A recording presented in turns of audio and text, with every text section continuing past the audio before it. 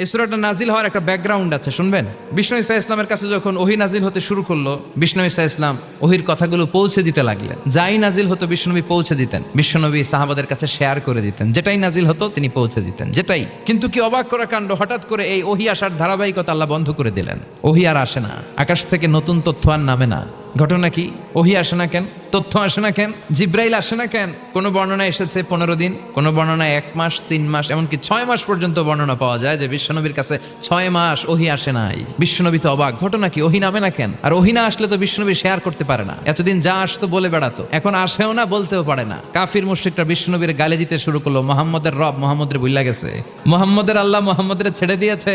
বিশ্বনবীর চাচি আবু লাহাবের স্ত্রী উম্মে জামিল বলতে শুরু করলো, কি মুহাম্মদ, তোমার শয়তানটা তোমার কাছে আসে না? না, শয়তান দ্বারা তিনি জিব্রাইলকে বুঝিয়েছেন যে তোমার জিব্রাইল তোমার কাছে আসে না। এভাবে সবাই গালমন্দ করতে শুরু করলো যে মুহাম্মদের আল্লাহ মুহাম্মদকে ভুলে গিয়েছে।